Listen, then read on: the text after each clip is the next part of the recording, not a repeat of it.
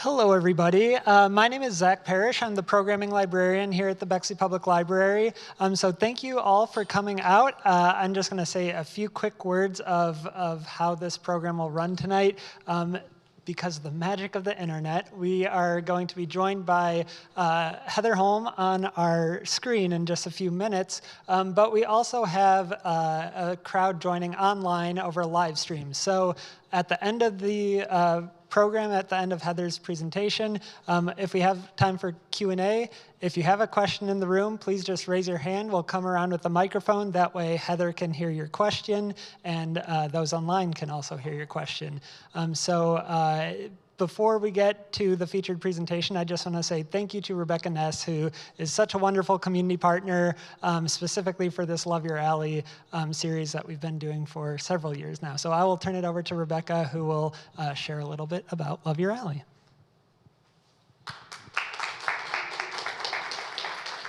Hi, everyone. Thanks for being here tonight. Welcome to the 5th year of Love Your Alley. Yeah, and we're so excited to have Heather Holm open up Love Your Alley for us this year. And we have a little bit of a twist on Love Your Alley this year that I want to share with you. We're doing something called the Bexley Habitat Triangle. So what is the Bexley Habitat Triangle? So basically, because of community efforts over the past 5 years to restore habitat, Green Bexley's Love Your Alley secured a sizable grant from Village and Wilderness to restore land on 28 connected properties to create one large habitat within Bexley for birds, bees, and butterflies. And it's in the southwest quadrant of the city. And education is also tailored for Bexley Habitat Triangle resident requests. And I know many of these residents are in the room tonight. Village and Wilderness is also asking us to attempt to create a model that's replicable. So we've partnered with Worthington to hopefully bring the initiative to Worthington next. Also, I want to tell you what we've done with the habitat so far, with the help from residents and Love Your Alley committee members and native landscapers. This winter, we removed invasive honeysuckle from 17 yards, and I wish you all could have seen, I wish you all could have seen this dead honeysuckle just lined up, just this like tall, like fence, just like all along College Avenue. It was a lot, and it was good to see it hacked down. So in a couple weeks, we'll begin site prep in the Triangle. And then in May, with the help of many student volunteers, packs and troops, and maybe a church group, we will start to install gardens in the Habitat Triangle. If you have a group that you would like to work with us, let's have a conversation about that. We still have some time slots available for volunteers, so please reach out to me. I want to say a huge thank you to the Love Your Alley committee. If you all could stand up to be recognized. Chris, I'm talking to you. These committee members put in over a year of work to create the Bexley Habitat Triangle and the education that's here tonight and all of the work that we're going to be doing over the next couple of months. I also want to say thank you to the Bexley Community Foundation and to Franklin Soil and Water Conservation District. Because of these grants that these two organizations have given us, we're able to hand out free native plants to the community on May 4th at 2576 Bryden Road, write it down, 2576 Bryden Road from 10 o'clock to 2 o'clock on Sunday, May 4th. We're giving away 950 plugs and 50 shrubs at 10 to 2 or until we run out of plants, so get there by 10:30. So the next Love Your Alley talk will take place on April 30th, and this one has really good timing. This is, with all the rain, this next program is Let's Turn Water Problems into Water Solutions with Chris Anderson from Catch the Water and Madison Wysenowski from Franklin Soil and Water. So this class is how do we keep much of this precious water here and not lose it? And how do we do this while also protecting our homes? And Chris, I wondered if you could take a minute to tell some people about this upcoming talk and maybe the beautiful work that you've done in Susan's yard. Maybe you want to come up here. Hi. So I'm Chris Anderson from Catch the Water. Water is a resource, and often it's treated like a waste product in our culture. So I want to remind people that Ohio has an incredibly biodiverse region. Pre-Columbian, it was extraordinary, right? And nature doesn't need irrigation. So our planned native gardens don't really need irrigation either. And so I like to treat a wetland like a wetland, treat a space that could be a rain garden like a rain garden, and wet meadows are people too, right? And even those dry areas, like my yard, drains quickly. So water comes, it's gone in 5 minutes. You don't even see it in my rain garden. It's within 5 minutes, it's gone. But that is training the plants to grow deep for their water. So those plants become very drought tolerant. So rain gardens are actually for dry spaces as well as wetter spaces. They're not great for soggy spaces. Those kinds of spaces are better for backyard or front yard wetlands. But so many of Ohio's great species are plants that thrive in that kind of environment. So that workshop is going to talk about things like rain gardens, wet meadows, how to use water in the landscape, how to follow the natural flow of water in your landscape, and to think of that stormwater flow in your landscape as a backbone for design, if you wish. Okay? Cool. Thanks, Chris. And I just want to add some work that Chris did to Susan's yard last year. So Susan's yard used to flood after the amount of rain that we have gotten over these past weeks. But Chris installed a beautiful enforced rain garden in her yard, and now she has all the water accumulated with plants in it. Her yard did not flood, her basement did not flood, and she has a beautiful water feature in the middle of her yard. So at Chris's talk on April 30th, he'll show some pictures of before and after of Susan's yard, so you all can see what that looked like before and what it looks like now. Then for our final Love Your Alley talk, we have Josh Zing from EdgeEffect. He'll offer Native Plants 101, what, where, when, why, and how on May 14th. And then I want to add on Wednesday, April 23rd, the library is hosting an Arbor Day author visit with Amy Stewart, author of The Tree Collectors, in celebration of Arbor Day 2025. New York Times bestselling author Amy Stewart joins us to share delightful and exhilarating profiles from her latest book, The Tree Collectors: Tales of Arboreal Obsession. I also want to let you all know about something else. We have an OSU mosquito study happening. It's aimed at reducing our mosquito populations while protecting our beneficial insects, and we're still looking for some homes to participate in this study. We're looking for specific areas. We're looking for 3 connected homes in the northwest area of Bexley, on the west side of Cassidy, up by Bexley Natural Market. So if you know anybody, please send them my way. We're also looking for some participants in Upper Arlington and Hilliard, if anyone is from those areas. If you're interested or have leads, again, let's talk. I also want to thank Village and Wilderness, the Bexley Community Foundation, Franklin Soil and Water for their generous grants, and to the EdgeEffect, the City of Bexley, Catch the Water, and Columbus Landworks for their in-kind donations. And maybe we'll create a Bexley habitat rectangle next. I don't know. If anyone's interested, let's start that conversation. So with that, I am very happy to introduce Heather Holm. Heather is a pollinator conservationist and award-winning author of 4 books: Pollinators of Native Plants from 2014, Bees 2017, Wasps 2021, and Common Native Bees of the Eastern United States from 2022. Both Bees and Wasps have won multiple book awards, including the American Horticultural Society Book Award 2018 and 2022, respectively. Heather's expertise includes the interaction between native pollinators and native plants, and the natural history and biology of native bees and predatory wasps. Her work has been featured in the New York Times, Minneapolis Star Tribune, and many local publications.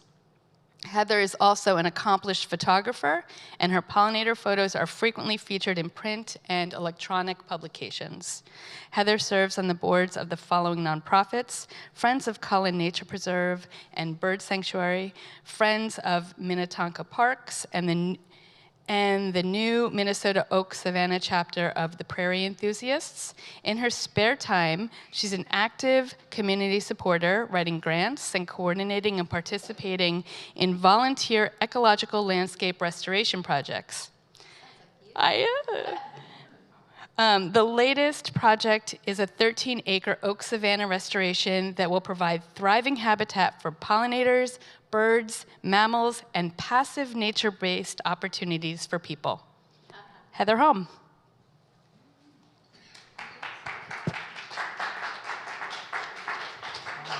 Let's get into full screen here. Thanks so much for the invitation to present. Zach, I have some feedback if something can get muted. Thank you.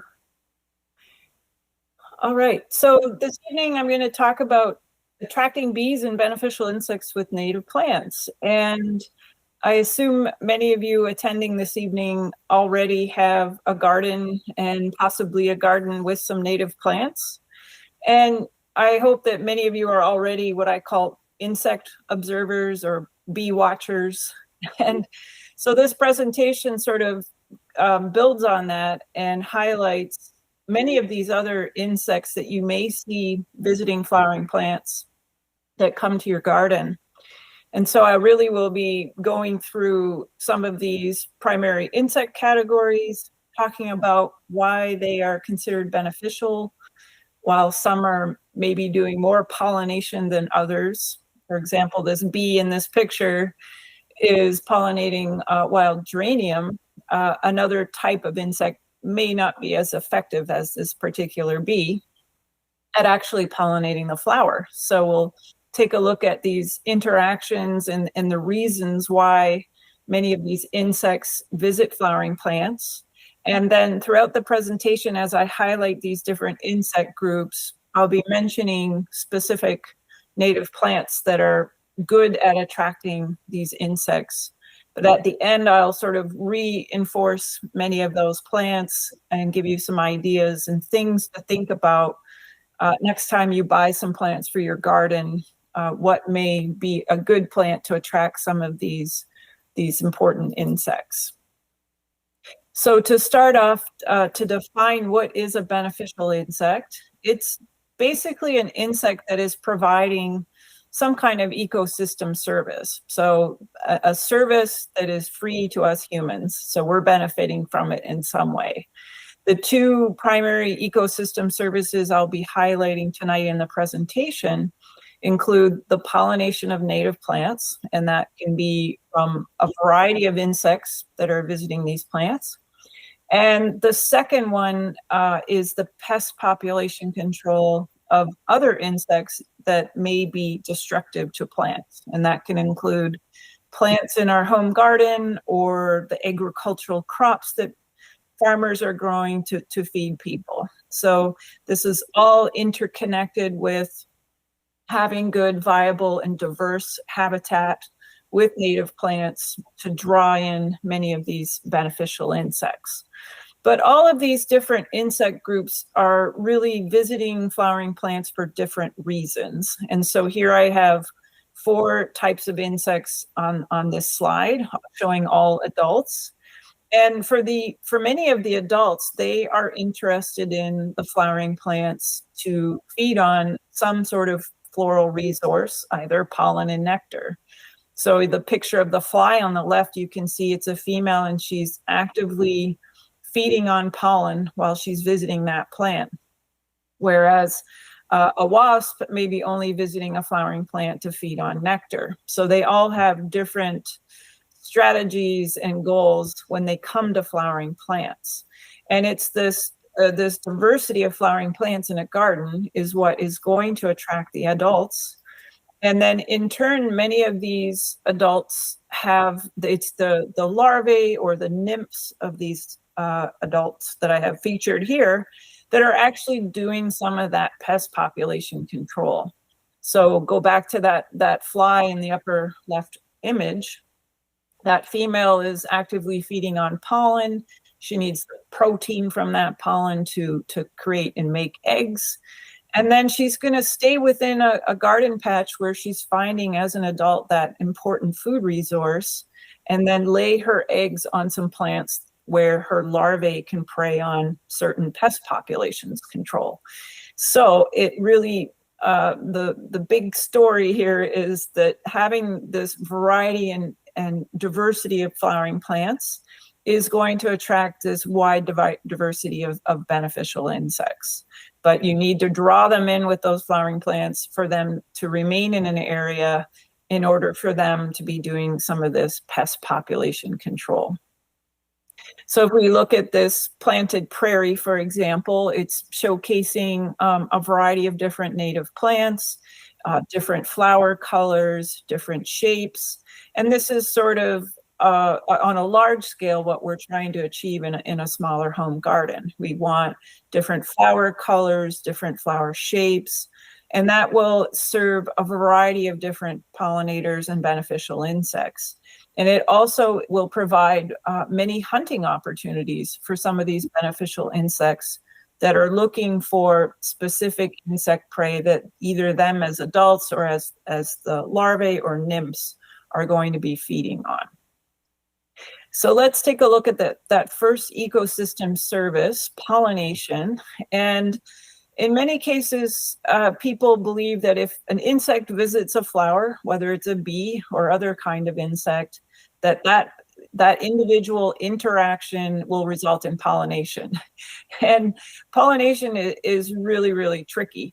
The insects are essentially the vector for the male genes.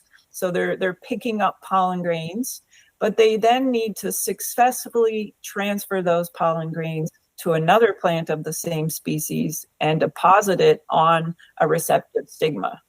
And so until that action occurs, pollination does not happen.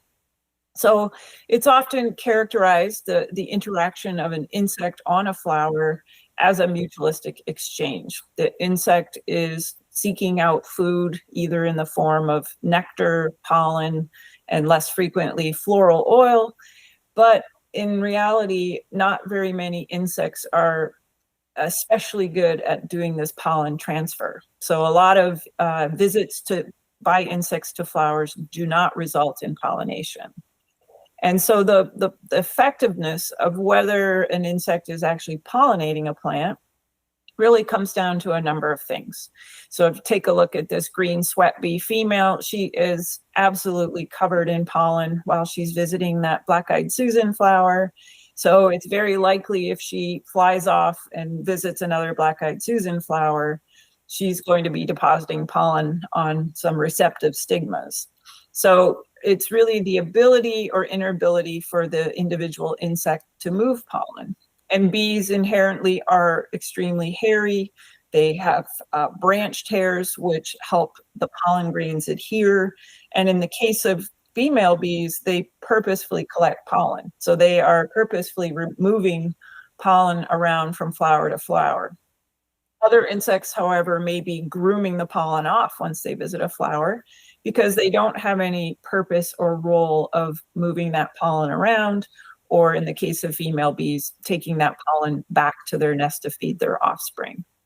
It also is dependent upon their physical traits. So here is a picture of a wasp on the top and a beetle on the bottom. And they are generally relatively hairless. So there's not much on those insects for pollen grains to adhere to. They may be doing a lot of grooming to get that pollen off of them after they visit a flower. And then in some cases, they may not be moving around from flower to flower. Soldier beetles, such as the one on the bottom photo, tend to sit on one flower for several hours. So they don't really move around from flower to flower to help transfer that pollen. And then lastly, each of these insect groups that I'll be highlighting tonight have different flower preferences. And that is driven by their physical traits. How long are their tongues? Can they actually reach the nectar in the flower? Or is the flower too complexly shaped for them to actually find the food that they're seeking on flowers? So keep that in mind when you look at any kind of interaction by an insect to a flower, that it may not be resulting in pollination. But bees really are considered the most effective and efficient pollinators. And that is because, as I mentioned, the females are purposefully collecting pollen on their bodies to take back to their nest. Just to highlight some numbers of bee diversity. So in North America, north of Mexico, we have approximately 3,600 species. In Ohio, you have close to 500 bee species. And what's really important about the connection between native bees and native plants is that close to 25% of those 500 species in Ohio are what we call pollen specialists. And that means a single female bee is just collecting pollen from a certain type of native plant. So it could be just a single native plant genus, for example, goldenrods. And so certain bees just collect goldenrod pollen. It can be a little bit more broad, where a bee may be collecting pollen from a couple of genera belonging to the same plant family. So that really reinforces this long coevolutionary relationship between native bees and native plants, and how there is a significant number of native bees that are very tied and reliant upon native plant pollens. So I'll be talking about wasps as well, and I just wanted to share this slide with you to sort of ground you in the sense that how bees are closely related to wasps. So bees are actually the descendants of wasps, or wasps are their ancestors. So the nest building wasps are called sometimes predatory wasps or stinging wasps. These wasps are the ancestors of bees. And during the Cretaceous period, when there was a diversification of flowering plants, basically wasps or bees diverged from their wasp ancestors and have switched to a completely plant-based diet. So they are getting all of their nutrients, both as adults and what they feed their larvae, from flowers in the form of pollen and nectar. But for wasps, they feed their offspring some kind of insect or spider. So as larvae, they are considered carnivorous. But then when they become adults, they largely switch back to a vegetarian diet. They seek out sugary substances, including flower nectar. So that is where a lot of visitation by wasps comes into play. They're seeking out nectar as a food source while they're going about their insect hunting activities. So it's important to know that these two insect groups are closely related. So as I said, bees are vegetarian, and nectar is essentially where they're getting their carbohydrates, part of their diet, the sugars, the minerals, amino acids, as well as sometimes secondary metabolites. But pollen really is the most important component of a bee's diet. And so the primary thing that the females are collecting and taking back to the nest, and what the larvae are eating. Pollen is really sort of the meat equivalent of a carnivorous diet. It contains proteins, fats, vitamins, and minerals. And for solitary bees, it's essential for them to have viable sources of pollen, because they're often doing active consumption of pollen while they visit flowers. That small sweat bee in the picture on the right, she's actually consuming hepatica pollen, so a flowering plant that blooms very early in the spring. And that's largely because she's just come out of her nest or from hibernation, And so she needs that really important source of protein for her to start developing eggs. And as I mentioned, the female bees are the ones that are doing the pollen collection, and I like to call their structures grocery bags. So if you think of the flower patch as the grocery store, they need to be able to pack and carry pollen back to their nest. And bumblebees as well as honeybees have pollen baskets, and the left image is of a worker bumblebee. You can see she's got a large, moist mass of orange pollen that's packed onto the lower part of her hind leg. And bumblebees actually often mix in nectar as they pack the pollen onto this pollen basket. Most native bees, however, have hairs of varying lengths on their hind leg or on the underside of their abdomen. And so they're generally grooming the dry pollen grains to those hairs to transport it back to the nest. And these are things you can start to look for as you do more bee observation in your garden. If a bee is clearly packing and carrying pollen, then that tells you that it is a female. And bumblebees and honeybees, that distinctive mass on the pollen basket is easy to spot once you know what to look for. And as I mentioned earlier, these pollen specialists, there's sort of a range in specialization, and all the way down to certain native bee species that are considered monolectic. So those would be females collecting pollen from just one single plant species. And so you can imagine how precarious their lifestyle is with changing weather patterns, climate change. There's a real risk that there will become a mismatch of when that pollen host plant that they depend on blooms versus when they are active as adults. Most of these specialists are sort of in that oligolecty category. And as I mentioned earlier, that includes collecting pollens from a few related plant genera. So for example, in autumn, we have several species that are pollen specialists of both goldenrods and asters. So those two plant genera belong to the same family, but because they're co-flowering, there's sort of a broader specialization. Where do bees nest? Well, most of them, approximately 70%, nest in the ground, and some have very specific habitat needs. And this is important to think about from a gardening perspective. For example, some bees will just nest in really sandy locations. So these images in the middle and the left are showing an aster specialist, and she preferentially nests in loose sand. So that image on the far left, you can see the little mounds of sand, and each of those are individual nests made by a single female. But because that particular species will just nest in that certain soil type, you often get this situation of an aggregation or grouping of nests in close proximity simply because they have those specific habitat needs. Similarly, that picture on the right is of a compacted earthen footpath in a park, and you can see what look like anthills are all individual nests of another type of bee that likes to nest in those bare soils that are heavily compacted. However, many of the native bees that are nesting in your garden in the ground are quite adaptable. So they aren't too picky about where they nest. Those white circles on this slide are showing where an individual species, but each a different female, chose to nest in someone's front yard. So some were excavating nests in that stone mulch, some in the bare soil, and some in the dense turf grass.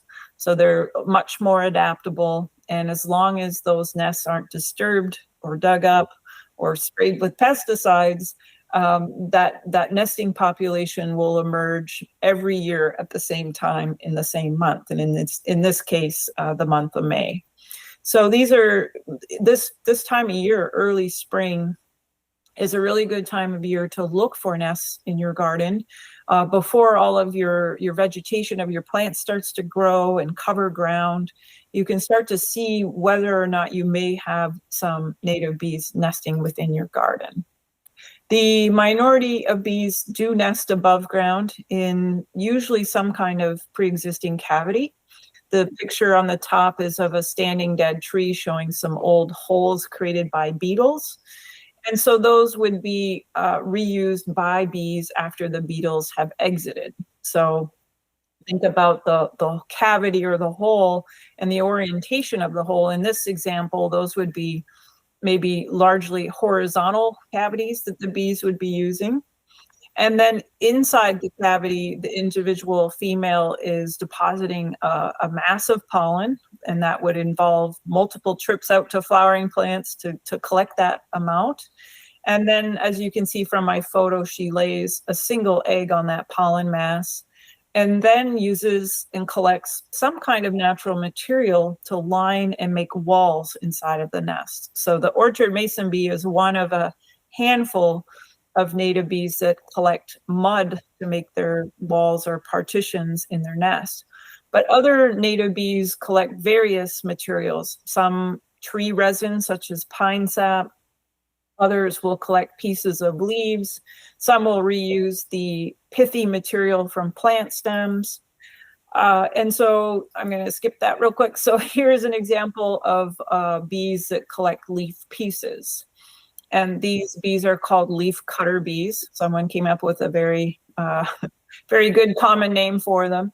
The females have these very large mandibles with big teeth, and they're really kind of like scissor-like apparatus. So the female will land on the edge of a leaf and then start chewing and turning her body to either cut an oval or circular shaped leaf piece. She flies back to the nest and then wraps those leaf pieces together, like that bottom image is showing, to make essentially a leaf cylinder. And that is sort of the wrapping or envelope for the individual brood cell. She uses the circular shaped leaves to cap the end of the cell, or to make the partitions or walls in between two cells. So there are a number of ways to look for evidence of leafcutter bees, and that includes looking at the plants in your garden. This is a very short list of common plants that leafcutter bees like to use.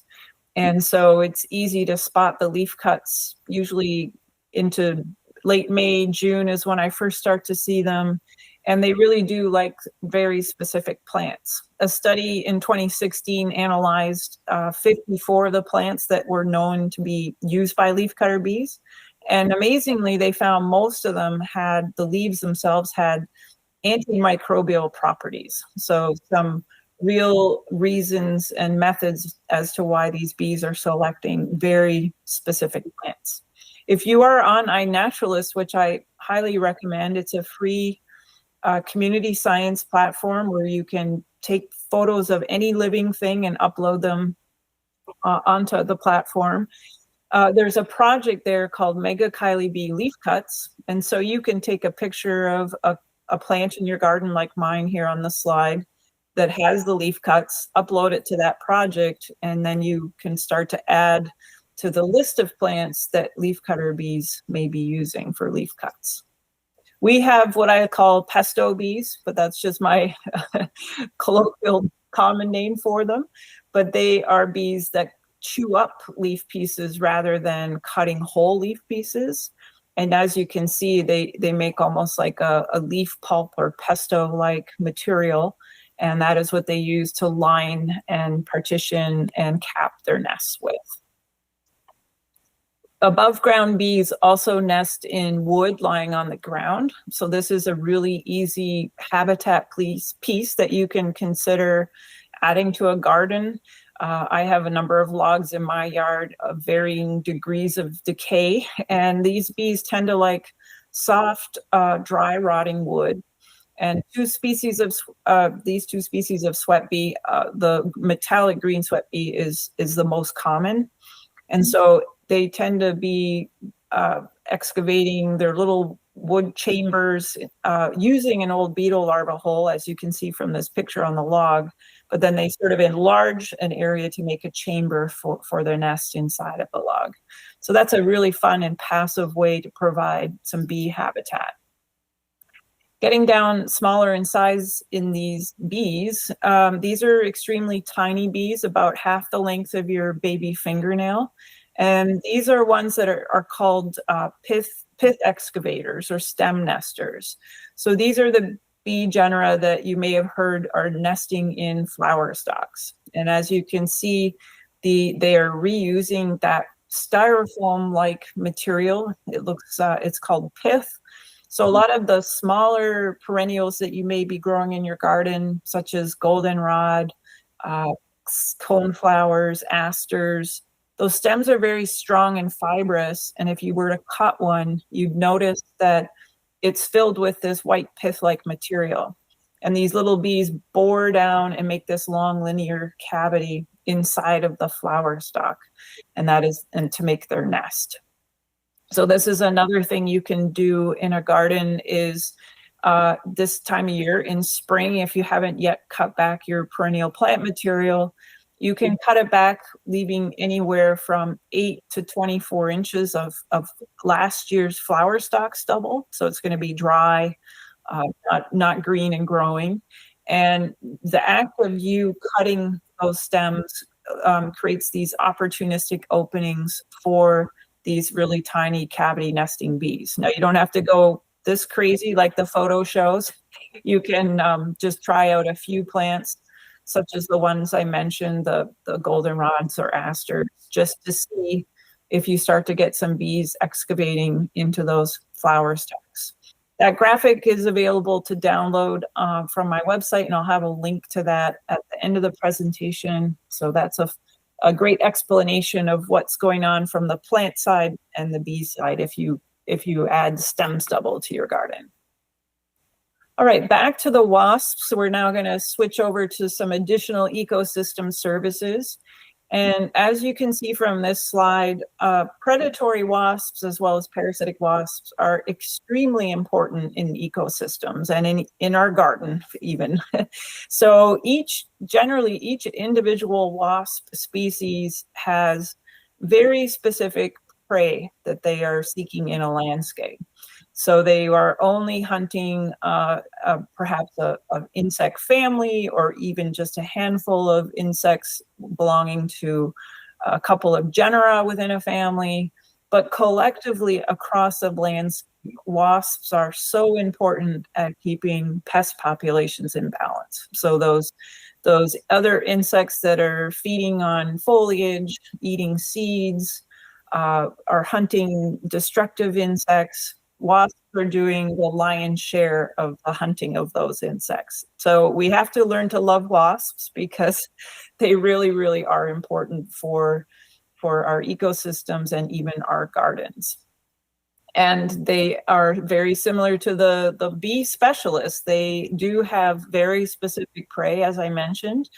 So here's an example of the acorn weevil wasp pictured on the left. Those females nest in compacted soil, bare soil, and they have to find a nest in the ground where it is in close proximity to where oak trees grow, because the specific insect that they hunt is an acorn weevil that bores into acorns.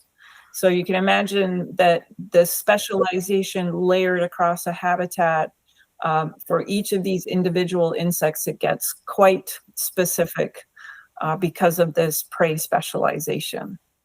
The spider wasp, on the other hand, is a little bit broader specialist. So it hunts spiders belonging to a single spider family. So let's take a look at some of these wasps that are frequent flower visitors. This is a type of sand wasp in the genus Bicertes. And these individual wasps come out in late June, July. They're active for maybe a month and a half. They produce one generation per year. And as their common name suggests, they like to nest in sand. The specific prey that they seek out is true bugs. So that can include stink bugs, shield-backed bugs, squash bugs in some cases, and then more recently, some research is showing that they also hunt they introduce brown marmorated stink bug. And one study demonstrated that as an individual wasp would hunt as many as 50 brown marmorated stink bugs. So she's actually got a bug clasped underneath her in that picture. So the strategy of these solitary wasps is they use their venom to sting their insect or spider prey, and it's the venom that causes full paralysis of the prey. So that stink bug that she's holding under her in the picture is still alive, and she's going to stuff it inside of a prepared brood cell, lay an egg on it, and then her larva will consume that stink bug while it is still alive. Yeah, kind of gruesome. All right. So other really cool wasps that you may see visiting flowers include the great golden digger wasp. And these are larger predatory wasps, but they're also solitary. So they won't defend their nest, and they really don't have any interest in you while they're visiting flowers. This wasp hunts true crickets and katydids. So you can see in that picture she's captured a katydid. And for these wasp species that are hunting prey that are much larger in size than the wasps themselves, you can imagine how much of a struggle it is if they're out hunting in a landscape looking for a specific prey, but then they need to be able to successfully transport that prey back to the nest. And you can see the great golden digger wasp has pretty long legs, and that allows the females to straddle the prey and literally walk it back to their nest across the ground. So that takes a lot of time and energy for these females to get the prey stuffed into a brood cell and before they can even lay an egg on it. Just like bees, we have wasps that also nest above ground in various cavities. So the same places I illustrated for the bees, holes in wood, sometimes in plant stems. And similar to bees, they're using natural materials to divide or partition their nests.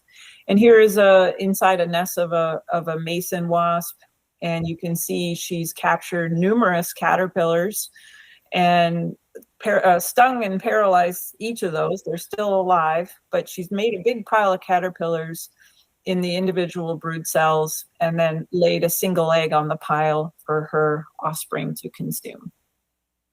And so just one individual wasp can significantly hunt a ton of insects just in a small area or landscape. The social wasps tend to not sting their prey. They reserve their venom for stinging anything that disturbs their social nest. So we tend to get stung by social wasps, but we never generally get stung by these solitary wasps or even parasitic wasps. And paper wasps are considered extremely beneficial. They belong to the genus Pollistes. They have a similar life cycle to our native bumblebees. Females overwinter as adults. They establish a nest in spring. And they are the paper nests that are single combs that lack a paper envelope, often attached to a horizontal object. So often paper wasps in built landscapes will create a nest on house soffits or similar places. But they are adept predators. And again, instead of using their venom to sting their prey, they are actively pouncing on the prey, chewing it up quickly like this female is doing in the picture, and then subduing it and essentially killing it, and then carrying that big blob of former caterpillar back to its nest.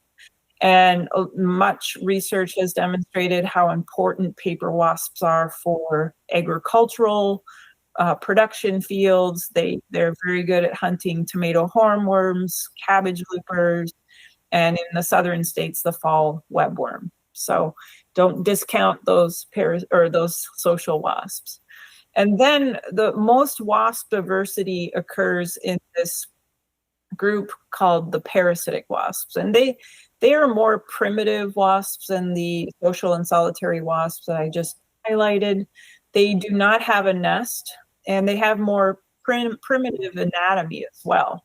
So they have a combined egg-laying and venom injection ovipositor. Now, this little tiny wasp that I'm illustrating for the parasitic wasps is super small. So she's dancing around on the underside of a leaf that has a aphid population. And in the bottom image, as you can see, she's kind of doing a yoga move there, but she's poking her ovipositor into the side of an aphid and laying an egg in it. So instead of building a nest, they just lay their egg directly in or on their prey. Now, I was watching this big aphid population on a plant in my garden for over a week. And the image on the left is showing what the aphid population looked like a week prior. And then I went back and I took a picture a week later, and you can see those puffed up brown aphids all have been parasitized by parasitic wasp. So each of them has a wasp larva consuming them from the inside out. So this illustrates that even if you have a pest population in a garden, it's best not to get out the pesticides. Instead, become an insect scout, and you will be amazed at the number of different beneficial insects that will take care of your aphid population, and you won't need to do anything. Another case in point, that same leaf, I found a number of ladybird beetles. They're also commonly called ladybugs, but they're type of beetle. And we have a number of native ladybird beetle species. Their larvae look sort of alligator-like. They're predatory, and they are voracious predators of aphids, mites, whiteflies, thrips, and any other soft-bodied insect. So you're going to find the adults visiting flowers. They'll be consuming some pollen on various plants that you have in your garden, but they're going to be sticking around if you have the right plants, because they will want to lay their eggs where there's a food source for their larvae. So having the flower buffet to draw them in is super beneficial. The soldier beetles are also called leatherwings. They're also considered a beneficial insect. They are generally really prevalent late in the summer. You can see all the mating pairs I have on that goldenrod photo, so end of the growing season. Their other common name is leatherwing because they're a type of beetle that doesn't have hard outer wings like most beetles do. The females lay their eggs either in moist soil or leaf litter, and then the larvae overwinter in the soil. The larvae I rarely see. Typically, you only see the adults on flowers feeding on pollen and nectar, but it's the larvae that are predatory. So they will go after various insect eggs, including stink bugs, harlequin bugs, cucumber beetle larvae. So thinking of your veggie garden, having some flowering plants in close proximity to your veggie garden that attracts some of these beneficials, then the larvae are going to be helping to prey on some of those pest insects. Flies also, certain flies are considered beneficial, and this is a large group of flies in the syrphid fly family. They're also called flower flies or hover flies. And the certain subfamily the larvae are predatory. And you can see the larvae look kind of caterpillar-like, and you will also find them if you're scouting on your plants, because they will be also lingering around an aphid population on the underside of leaves. And so they are really voracious predators as well, going after many different soft-bodied insects. The adults are really fun to see. That many of them often mimic bees or various other types of stinging insects. So many people, when they see these flies on flowers, they mistaken them for a wasp or a bee. The thing to look for with flies is they have very short antennae, so very stubby antennae. So that will immediately tell you it's probably a fly and not a bee or a wasp. Okay, last beneficial insect I'll highlight before we get into some more plant details. These are the lacewings. They belong to two different insect families. They are on the wing very early in the spring. So I saw, for example, the first lacewing adults flying a couple of weeks ago here in Minnesota. They do overwinter under leaf litter, so another reason to leave some leaf litter in your habitat garden for these beneficial insects. The green lacewings lay their egg, as that picture is showing, suspended from a long silken thread. And often it's not a single egg, it's a cluster of eggs. And that can be really fun if you find a cluster of lacewing eggs on a plant. Whereas the brown lacewing just lays their egg directly on a plant. They prey on their larvae, prey on a number of insects: aphids, leafhoppers, lygus bugs, mealybugs, and so on. That long list here on the slide.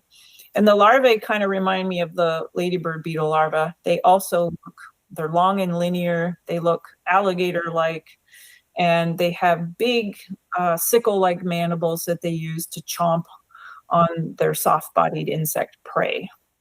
I've often find the larvae foraging on flowers as well. So whether they're actually consuming some pollen and nectar or looking for prey while they're on flowers, that's a fun thing to look for, is the lacewing larva. Some examples of native plants where you may see them. You can see the structurally, those plants are shallow, short flowers, perhaps easy to access nectaries. So that might be why that they are preferentially visiting some of those aster family plants. Okay, so selecting plants for all these beneficials, and I just sort of skim the surface on all the amazing insects that you may discover in your garden.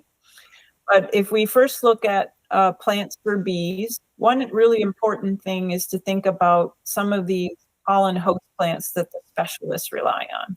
And so these are the top 6 plant genera or summer blooming, some commonly grown plants for home gardens. And so if you plant these, you will be supporting many different types of pollen specialists. There are also woody plants or shrubs that they rely on. Willow is a very, very important pollen specialist plant. So prairie willow is one species that grows in more garden-like situations, or you could try pussy willow if you have a more wet site. And those are extremely important in early flowering plants. Also, dogwoods support about 4 different pollen specialists, redbud, one species.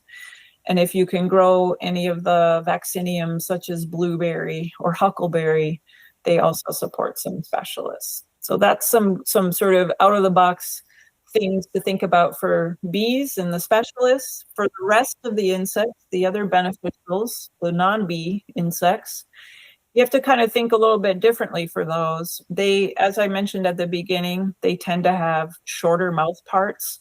So they will want to be foraging on flowering plants that are fairly shallow and have easy to access nectaries. If they're nectar feeders, they generally, like bees, probably aren't going to fly too far from where they may be nesting or where they may be laying eggs. So you want to think about how their other needs in habitat and how close in proximity to your flower planting that you have. But to distill it down to basically 4 plant families that sort of have those traits of being attractive flower colors, shallow flower forms. These are the 4 families that really attract the most beneficial insects. So we can take a closer look at some of these. So the aster family, which includes the goldenrods, asters, boneset, yarrow, black-eyed Susan, and even fleabane. People think fleabane's a weed, but it is a native plant. Some of the species are annual, some are perennial. And it's a very, very important plant for some of these beneficial insects. If you want to just try one plant on this slide, I would recommend boneset, any of the eupatoriums. It blooms middle to late summer, and it is highly attractive for a number of beneficial insects. The mint family is also really important. Mint family plants are generally heavily visited by all types of insects for the flower's nectar. So the 2 monardas that I have pictured here, the dotted horsemint, which likes more well-drained soils, and then the wild bergamot or bee balm. But mountain mint out of the three is probably the gold star of plants for beneficial insects. You're going to attract probably the widest diversity and range of insects just by planting some mountain mint.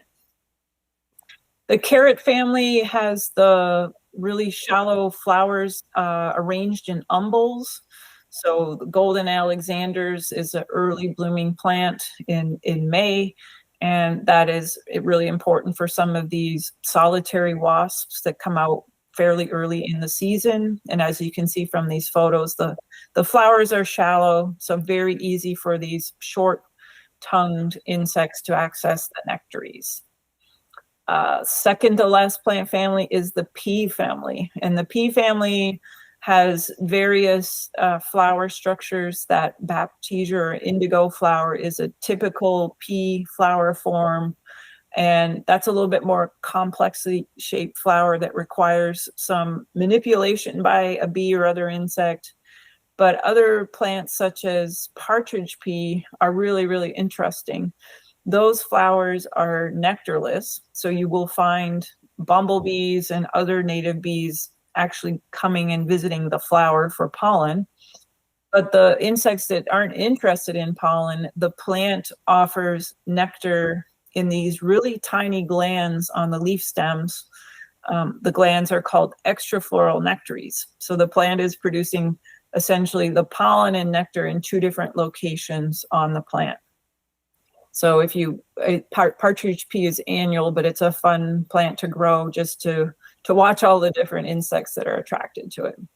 Okay, last plant family is the combined milkweed and dogbane family. Now the dogbanes and the Indian hemps tend to be rhizomatous plants, so not appropriate for a home garden, but in a large natural landscape, those are great plants to leave and let them do their thing because they support a number of beneficial insects. But the milkweeds, there's a milkweed, of course, for every garden situation. You just need to make sure you choose the correct milkweed for the growing conditions that you have. So butterfly milkweed tends to like drier, well-drained soils. Swamp milkweed is a nice plant for a rain garden or a moister area. Common milkweed will grow everywhere and anywhere. And then poke milkweed likes partial shade. So if you have a more shady garden, poke milkweed is nice. It's sort of in a partial shade under the shade of a big canopy tree, for example. So this is sort of a broader look at the connectivity and habitat needs for these beneficial insects. So if you were a commercial vegetable grower, like that picture shows on the right, or you have a small home vegetable garden, you want to think about this connectivity.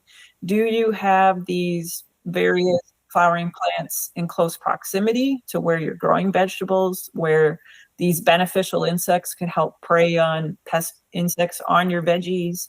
Are you providing the appropriate and adequate amount of nesting habitat for these beneficial insects so that it's not disturbed frequently, so these insects can successfully nest and rear more offspring?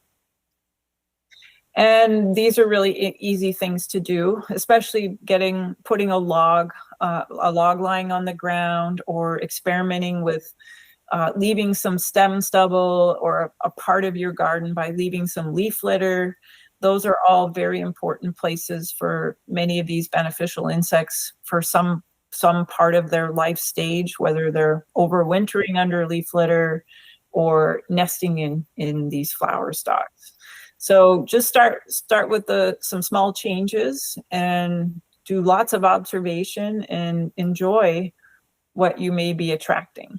And then last but not least, of course, is if you do all the work of creating pollinator habitat, you want to ensure that you keep that space pesticide free. So we don't want to create beautiful landscapes and then continue to use harmful chemicals that may be detrimental to these pollinators and beneficial insects. So I also have some additional handouts that are free to download, and I'll have the link on the next slide. But I just want to mention there's specific planting lists for the predatory wasp. These two I developed for a soil and water district in Indiana. And so all these plants are applicable for Ohio. And so that'll give you a more concise list of plants to consider if you really are interested in drawing in various beneficial insects. And then the other handout is more photos, so you know what to look for if you are keen on trying to scout for some of these insects in your garden. So I'll just leave this up for 5 or 10 seconds, but the handouts are all free to download from my website that's listed there. And you'll find additional resources as well, plant lists and tons of information about bees and wasps and other insects. So thank you so much. I'll jump out of screen sharing here and be happy to answer any questions. Yes, Heather, thank you so much for that wonderful presentation. We have about, we can stick around for 10 or 15 minutes. If anyone in the room has any questions, feel free to raise your hand. We'll come around with the mic. Oh gosh. Hi, everyone. My name's Amy. Can you hear me okay? I can. Yep. Okay. So this is embarrassing. I got stung with some neurotoxin. I was watering last summer. The end of summer was kind of dry and humid, and I was watering pretty regularly because we kind of had a droughtish situation. And I had like a wasp nest, I think, in the ground. I have this big, beautiful, front yard, and they were really aggressive. And I have this cute little dog, and so my husband poisoned the wasp nest, and I'm very ashamed now. But it was so aggressive, I got stung on the side of my neck. And I was fearful of going out to water. So they were nesting at the base of a tree. Yeah, that would have been a yellow jacket nest, so a type of wasp. Like a social, it looked like your slide of the social wasp. Yeah. And so the genus that tends to nest sort of at the ground or in old rodent burrows is typically a yellow jacket. And they are the most aggressive of all wasps. Yes. Me out, and we killed it. Yeah. I'll note that so the social wasps make up less than 1.5% of all wasps. So there's something to keep in mind, that we have a few bad actors in a sense that would be harmful, that may sting us. But then there's 98.5% of the rest of wasps that are doing a lot of those things I illustrated in the presentation that will never sting people, So unfortunately, your bad experience in that one, or the number of species in that genus, kind of give all wasps a bad name. So just keep that in mind, that we can't group them all into the bad actor category. Have an aggressive wasp nest. What should you do? Well, if you identify where the nest is, and if it's far enough away from where you have typical activity, you can wait it out, because those nests are annual. It sounds like you disturbed it near the end of the growing season, so it would have been really large at that point, many occupants. So that, if you don't want to intervene, which often is unsuccessful when it's that big at the end of the growing season, if you can avoid it by giving it a 15-foot buffer for the rest of the growing season, then it'll be gone once you get a hard frost. So, yeah. You're welcome. We had go there. Okay, I did not take good notes on this, but there was one flower in your presentation that I've never seen before, and it was purple around the edge and white in the middle. Do you know what that was? Oh boy, no. Do you remember what insect, or let me Let me see if I can look at it while you're purple around the middle and white in the middle. Yep. Purple around the end. I showed some asters that were the reverse of that. Early in the presentation? Early in the presentation. Okay, I'm looking for purple here real quick. Was it? I'm getting suggestions of purple prairie clover. Oh, purple prairie clover. Yeah, it was sort of the bumblebee, but the flower was tipped over, so you were looking at the end of the cone of the flower that made it look like it's the middle. Yeah. So purple prairie clover. So those are in the genus Dahlia. They're native to northern Ohio, so the sort of south of Toledo, that kind of area. Yeah, but not southern Ohio. So Heather, what are those really cool looking wasps that show up in my garden that are kind of the color of your shirt? They're that blue.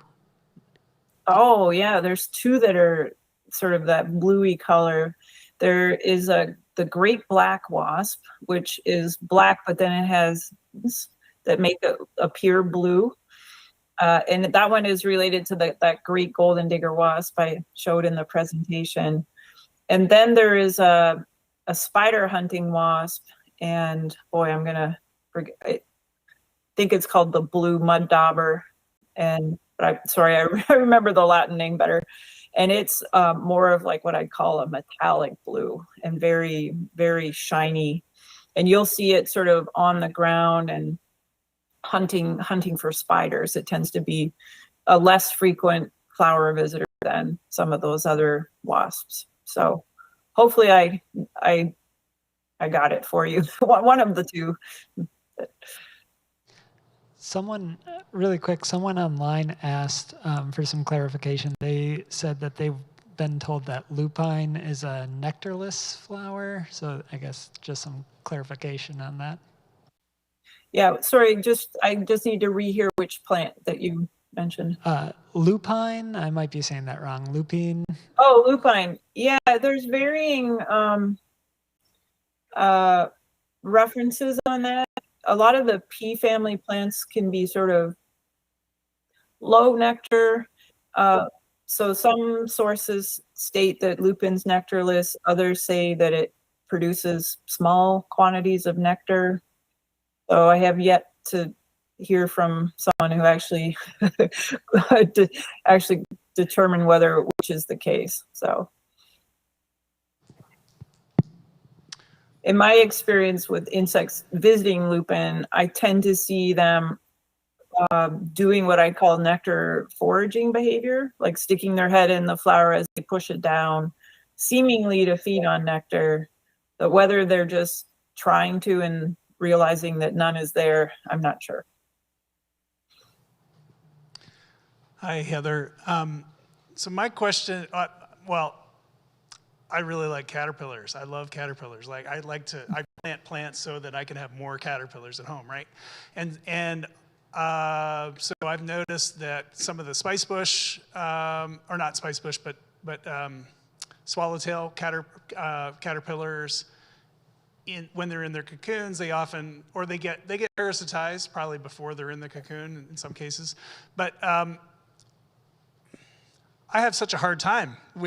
I like wasps. I want to have a home for caterpillars. And so, is the answer to that kind of problem just planting more native plants and getting more people to have more native habitat, or is there are there other tricks to the trade for finding balance with all this? Yeah, I think sometimes it takes a while to get a balance. So if you're planting a lot of larval host plants, you can think of that from a wasp perspective as this giant buffet, right? You've got, multiple caterpillars feeding on host plants in close proximity. It may make it easier for them to find their prey. I don't get too worked up. I think to your point, you want to just continue to try and find that balance through diversifying your habitat, trying to have as many different plant species as you can. And I think it will hopefully balance out over time. There is one introduced paper wasp, the European paper wasp, and it has been found to be a voracious predator of monarch caterpillars and other butterfly caterpillars. So that is an introduced species that's primarily hunting monarch caterpillars. So we can't do much about that, but I just wanted to point out that many of our native wasps, as I mentioned, have, you know, very specific prey that they're seeking out. So we got another question come through online. Someone asks, what are a few good bumblebee flowers that come up in early spring? Oh, great question. So, well, even some of the early species that emerge, such as the two-spotted bumblebee, you'll find the new queens visiting willow really, really early. But then you're going to find a lot of queen foraging on woodland wildflowers. So things such as Dutchman's breeches, water leaf, and let me think, more open habitats. I can't remember, but if you guys have wood betony in Ohio, so those are where to look for bumblebees, is, you know, in woodlands, not the super delicate plants like hepatica. Bumblebees won't have anything to do with those. They like a little bit more structurally sound and interesting flowers that are larger. And then later you can think about some flowering shrubs. They will visit a variety of different spring flowering woody shrubs, and then they largely switch back over to perennials once we get into the real part of the growing season.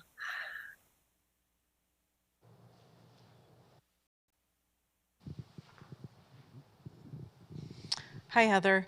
I have, well, it's a comment and a question, I guess.